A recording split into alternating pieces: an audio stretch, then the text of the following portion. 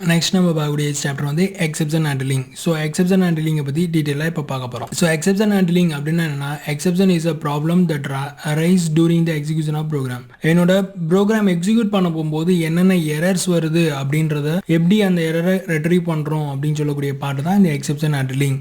So இது வந்து 2 type of errors வந்து நம்ம ப்ரோக்ராம்ஸில் கால் பண்ணுது. ஸோ ஒன்று வந்து என்ன, கம்பைலிங் டைம் எரர், இன்னொன்று run time error. So compile time error என்னென்னலாம் நம்மளுக்கு பண்ணும் அப்படின்னா, செக்கிங் த கோட். ஸோ உங்களோட கோடிங்கை வந்து லைன் பை லைனாக செக் பண்ணி காமிக்கும். இப்போ அதில் என்னென்னலாம் செக் பண்ணுது அப்படின்னா, சின்டெக்ஸ் செக் பண்ணும், declaration error and misspelling error. So இதில் என்னென்னா, ஃபஸ்ட்டு சின்டெக்ஸ். ஸோ நான் ஒரு வேரியபிளை எப்படி டிக்ளேர் பண்ணணும், ஒரு மெத்தடை எப்படி டிக்ளேர் பண்ணணும், இது எல்லாத்தையும் நான் ஹெடர் ஃபைல்ஸில் டிஃபைன் பண்ணி வச்சுருப்போம். ஸோ அந்த டிஃபைன் பண்ண ரூல்ஸ் படி நீ வேரியபிளை கரெக்டாக டிக்ளேர் பண்ணியிருக்கியா இல்லையா அப்படின்றத செக் பண்ணக்கூடிய பார்ட் தான் இந்த கம்பைலிங் டைம் ப்ராசஸ். அடுத்து டிக்ளரிங் த எரர். நான் வந்து மேலே டிக்ளேர் பண்ணியிருக்கிற வேரியபிள் ஒன்றா இருக்கும், ரிசல்ட்டிங்கில் கால் பண்ணக்கூடிய வேரியபிள் ஒன்றா இருக்கும். இதை தான் என்ன சொல்கிறோம்னா டிக்ளரிங் த எரர்னு சொல்லி சொல்கிறோம். இதுக்கப்புறம் மிஸ்ஸ்பெல்லிங் எரர். மிஸ்ஸ்பெல்லிங் எரரில் மேலே வந்து நான் வேறு லெட்டர் கொடுத்துட்டு கீழே வரும்போது வேறு லெட்டர் நான் கால் பண்ணி கொடுக்குறேன். இதுக்கு மிஸ்ஸ்பெல்லிங். ஸோ மேலே கொடுத்த லெட்டருக்கும் கீழே கால் பண்ண இடத்துக்கும் எனக்கு மிஸ்ஸ்பெல் ஆகுது. அதாவது ஃபார் எக்ஸாம்பிள் மேலே நான் வேரியபிள் ரிசல்ட்னு சொல்லி கொடுக்குறேன், கீழே நான் அந்த ரிசல்ட்டை கால் பண்ணும்போது பொழுது ஏ போட்டு கால் பண்ணுறேன். ஸோ அப்போ இது வந்து மிஸ்ஸ்பெல்லிங் ப்ராசஸ், மிஸ்ஸ்பெல்லிங் எரர் அப்படின்னு சொல்லி சொல்கிறோம். ஸோ டோட்டலாக கம்பைல் டைம் எரர் என்ன பண்ணும் அப்படின்னா, என்னோட கோடிங்கை வந்து லைன் பை லைனாக செக் பண்ணி அதோட ரிசல்ட் என்னன்றதை நான் டிஸ்பிளே பண்ணி காமிக்கக்கூடிய பாட்டு தான் இந்த கம்பைல் டைம் எரர்ஸ். இதுக்கப்புறம் ரன் டைம் எரர்.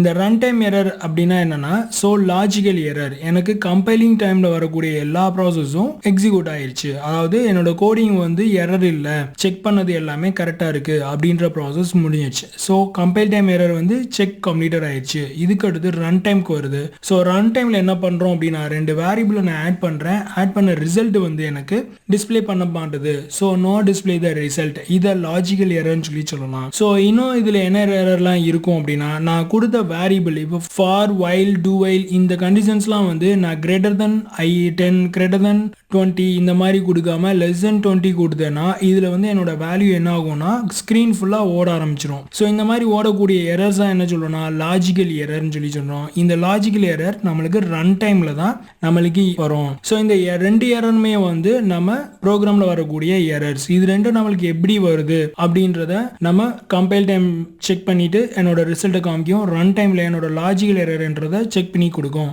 இதுக்கான சொல்யூஷனை கொடுக்கக்கூடிய பார்ட் என்ன அப்படின்னா என்னோட எக்ஸெப்ஷன் ஹேண்ட்லிங். ஸோ இந்த எக்ஸெப்ஷன் ஹேண்ட்லிங்ல மெயினாக நம்ம ஒரு 3 கீவேர்ட்ஸ் வந்து ஃபாலோ பண்ணுறோம். ஸோ எதுக்காக எக்ஸெப்ஷன் ஹேண்ட்லிங் வந்துச்சு ஸோ அப்படின்னு பார்த்தோம்னா, இதுக்கு முன்னாடி ஏற்பட்ட அந்த 2 எரரையும் செக் பண்ணுறோம். அந்த செக் பண்ணி அதுக்கான சொல்யூஷன் வந்து கொடுக்க முடியல, ப்ரோக்ராமை ஸ்டாப் பண்ணி தான் போகிற மாதிரி இருக்கு.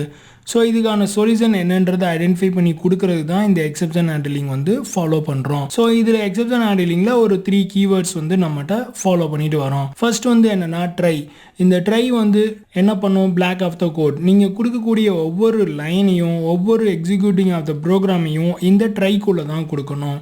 அப்படி ட்ரைக்குள்ளே கொடுத்தா மட்டும்தான் உங்களோட எரரை கேட்ச் பண்ணி எனக்கான அவுட்புட் ரிசல்ட்டை வந்து காமிக்கும். நெக்ஸ்ட்டு கேட்ச் என்ன பண்ணும், கேட்சிங் ஆஃப் த எரர். உங்களுக்கு என்ன மாதிரி எரர்ஸ் வந்திருக்கு அப்படின்றத சொல்லக்கூடிய பார்ட் இந்த கேட்சிங். த்ரோ, ப்ராப்ளம் சர்வ் அப். ஸோ த்ரோ வந்து என்ன பண்ணும் அப்படின்னா என்னோட ப்ராப்ளம் என்னன்றதை ஷோ பண்ணி அதை மறுபடியும் ரிலீஸ் பண்ணி கொடுக்கறது தான் இந்த த்ரோவோட மெயின் பார்ட். ஸோ இதுக்கான ரியல் டைம் எக்ஸாம்பிள் அப்படின்னு பார்த்தோன்னா, நம்ம ஏடிஎம் மிஷினில் போய் ஏடிஎம் கார்டை வந்து இன்சர்ட் பண்ணுறீங்க. ப்ராப்பராக இன்சர்ட் பண்ணலாட்டி என்னாகும், உங்கள் ATM card is not detect, contact your admin. So அப்படின்னு காமிக்கும். ஸோ அப்போ அடுத்து என்னாகும், உடனே ஒரு ஒரு 2 செகண்ட் கழிச்சு மறுபடியும் நான் கொடுக்குறோம். ஸோ அப்போ கொடுத்து மறுபடியும் என்னோட பாஸ்வேர்ட் கரெக்டாக இருந்துச்சு, கரெக்டாக நீ கார்டை இன்சர்ட் பண்ண அப்படின்னா உள்ளே போயிட்டு என்னோட ஸ்டேட்மெண்ட் எல்லாத்தையும் எக்ஸிக்யூட் பண்ணிட்டு வெளியில் வந்துடும். ஸோ இதே வந்து தப்பாக இருக்குது அப்படின்னா என்னாகும், சம் எரர் மெசேஜ் காமிக்குது. இப்போ ட்ரையில் என்ன இருக்குது, என்னோட ப்ரோக்ராம் எழுதிடுறோம். இதுக்கப்புறம் கேட்ச் என்ன பண்ணுது, நீங்கள் கார்டை வந்து ப்ராப்பராக இன்சர்ட் பண்ணல, இதுதான் என்னோட எரர்ஸ். ஸோ இதை கேட்ச் எரர்னு சொல்லி சொல்கிறோம். அடுத்து த்ரோ வந்து என்ன பண்ணும், என்னோட ப்ராப்ளத்துக்கான சொல்யூஷன். ஸோ அப்போ அந்த லைட் கிரீன் கலர் லைட்டு மறுபடியும் பிளிங்க் ஆகிட்டு மறுபடியும் பிளிங்க் ஆகணும், அந்த இதுக்காக ஒரு 2 செகண்ட் வெயிட் பண்ணணும். ஸோ இந்த ப்ராசஸ் தான் த்ரோஸில் நம்ம ஃபாலோ பண்ணுறோம். ஸோ எக்ஸெப்ஷன் ஹேண்ட்லிங் நம்ம ஏடிஎம் மிஷினில் கார்டு கார்டை எப்படி ஆக்சஸ் பண்றோம் அப்படின்ற பாட்டு நம்மளுக்கு யூஸ்ஃபுல்லா இருக்கும். ஸோ இதுக்கான சிண்டெக்ஸ் அப்படின்னு பார்த்தோம்னா ட்ரை கொடுக்கணும், அதுக்குள்ள என்னோட block of the statement coding கொடுக்க போறோம், கேட்சுக்குள்ள போயிட்டு என்னோட எக்ஸெப்ஷன் ஹேண்ட்லிங் கொடுக்குறீங்க. ஸோ என்னோட த்ரோ எரர் என்னென்ன இருக்கு அப்படின்றது இதுல நம்ம கொடுத்துருக்கோம். ஸோ இதுக்கான கரஸ்பாண்டிங் ப்ரோக்ராமை இப்போ நம்ம பின்னாடி ஸோ எக்ஸெப்ஷன் ஹேண்ட்லிங்கான ப்ரோக்ராம்ஸ் இங்க வந்து பார்க்கலாம். ஸோ எக்ஸெப்ஷன் ஹேண்ட்லிங்னா என்ன சொன்னோம், exception is a problem arising rise during the execution of programs. என்னோட எக்ஸிக்யூட் பண்ணக்கூடிய ப்ரோக்ராமில் வரக்கூடிய எரர்ஸை என்னென்ன எரர் இருக்குன்னு சொல்லக்கூடிய பாட்டு தான் எக்ஸெப்ஷன் ஹேண்ட்லிங். இதில் மெயினாக ஃபாலோ பண்ணக்கூடியது ட்ரை, கேட்ச், ஃபைனலி, த்ரோ இதெல்லாம் ஃபாலோ பண்ணுறோம். நெஸ்டட் ட்ரை கேட்சிங் வந்து நம்ம எக்ஸெப்ஷன் ஹேண்ட்லிங்கில் ஃபாலோ பண்ணலாம். ட்ரை அப்படின்றது என்னென்னா பிளாக் ஆஃப் ஐடென்டிஃபையர்ஸ். ஸோ என்னோட ஸ்டேட்மெண்ட் தான் இந்த ட்ரைக்குள்ளே கொடுக்குறோம். கேட்சில் indicate the catching of exceptions. So indicate the catch, என்ன மாதிரி எரர் வருது அப்படின்றத சொல்லக்கூடிய பாட்டு தான் catch. Finally the execution given set of statement. என்னோட ப்ரோக்ராம் வந்து எந்த எரரும் இல்லாமல் எக்ஸிக்யூட் ஆயிடுச்சு அப்படின்னா இந்த ஃபைனலி ஸ்டேட்மெண்ட்டுக்கு போகுது. த்ரோ ஸ்பெசிஃபை த ஆப்ரண்ட். ஸோ ஸ்பெசிஃபிக்காக ஒரு எரர் வந்ததுன்னா அதுக்கான ரீசொல்யூஷன் கொடுக்கக்கூடிய பாட்டு தான் இந்த த்ரோ கொடுக்குது. ஸோ ட்ரையில் போகும்போது ஸ்டேட் கேட்சிங் எக்ஸெப்ஷன். ஸோ இதில் வந்து என்னோட கோடிங் எல்லாத்தையும் நான் டைப் பண்ணுறேன். இதுக்கு அடுத்து என்னோட கேட்ச் கொடுக்குறேன். கேட்சுக்குள்ளே போய் exception name. So for example இப்போ நம்ம ஏடிஎம் மிஷினில் போய் கொடுக்குறோம் அப்படின்னா சம் எரர்ஸ் காமிக்கும். இப்போ என்னோட பின் நம்பர் தப்பா இருக்கு அப்படின்னா அதுக்கு ஒரு பிரிண்ட் அவுட் ஸ்டேட்மெண்ட்ல ஒரு எரர் நம்பர் வரும். இது வந்து அதில் இருக்கக்கூடிய one of the catch exception. So இன்னொரு எரர் என்ன இருக்கும் அப்படின்னா என்னோட பேங்க் ஏடிஎம்ல வந்து அமௌண்ட் கிரெடிட் ஆயிடுச்சு பட் ஆனால் அமௌண்ட் கையில் கிடைக்கல அப்படின்னா அதுக்கு ஒரு எரர் வரும். ஸோ அதுக்கு வந்து ஒரு கோடு வந்து மென்ஷன் பண்ணியிருப்பாங்க. இந்த கோட் மென்ஷன் வந்து இதுக்கான எரர் என்ன அப்படின்றத ஐடென்டிஃபை பண்றதுக்கான கோட். ஸோ இதெல்லாம் நம்ம கேட்ச் எக்ஸெப்ஷன்ஸ்ல நம்ம கொடுக்குறோம். ஸோ இந்த எரர் வந்துச்சுன்னா இந்த இதை நீ கேட்ச் பண்ணு அப்படின்னு சொல்றதுக்கு தான் இந்த கேட்ச் எக்ஸெப்ஷன் நம்ம கொடுக்குறோம். ஸோ நெஸ்டட் கேட்ச் வந்து கொடுக்கலாம்னு சொன்னதுனால ஸோ ஒரு ப்ரோக்ராமுக்கு மோர் தென் கேட்ச் ப்ரோக்ராம்ஸ் வந்து நம்ம கொடுக்கலாம். ஸோ இந்த கேட்ச்ல எந்த ஒரு எரரும் இல்லாமல் எக்ஸிக்யூட் ஆயிடுச்சு அப்படின்னா ஃபைனலி ஸ்டேட்மெண்ட்ல போயிட்டு என்னோட ப்ரோக்ராம் எக்ஸிக்யூட் ஆகி முடிஞ்சிருது. ஸோ இதுக்கான எக்ஸாம்பிள் ப்ரோக்ராம்ஸ். ஸோ என்னோட ப்ரோக்ராம்ல போய் ஹெடர் ஃபைல் வந்து நம்ம ஆட் பண்றோம். ஸோ இதுக்கப்புறம் வாய்ட் மெயின் வந்து நம்ம கொடுக்குறோம். ஸோ இதுக்கு அடுத்து என்னோட variable int a, b, c கொடுக்குறோம். ஸோ இதை ரன் டைம்ல சி அவுட் போட்டு enter the value a, b, c அப்படின்ற 3 வேல்யூ கெட் பண்ணிடுறோம். அடுத்து ட்ரைக்குள்ள என்னோட ஃபங்க்ஷனை கொடுக்குறோம். ஸோ இதில் என்ன பண்ணுதுன்னா if a minus b not equal to 0, ஏயும் பியும் மைனஸ் பண்ணேன்னா 0 வரக்கூடாது அப்படின்றதான் என்னோட கண்டிஷன்ஸ்.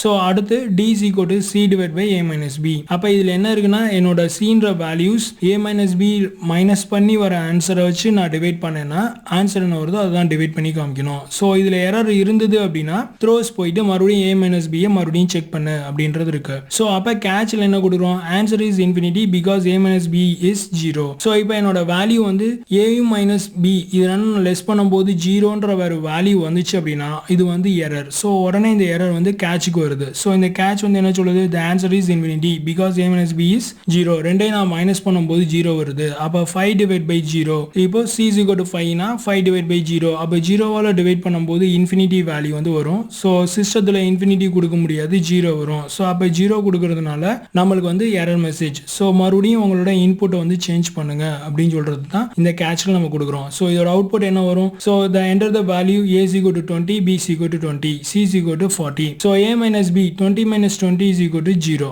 so அப்ப 40 divide by 0. so இதை டிவைட் பண்ணனா எனக்கு இன்ஃபினிட்டி ஆன்சர் வரும். so இதுதான் நான் one of the catch error அப்படின்னு சொல்லி சொல்றோம். So second program. ஸோ இதில் என்ன பண்ணுறோன்னா நெக்ஸ்ட் மோர் தென் கேட்ச் ஃபங்க்ஷன் வந்து நான் இதில் கால் பண்ணியிருக்கேன். ஸோ இன்க்ளூடில் என்னோட ஹெடர் ஃபைல் கொடுத்துட்டேன்.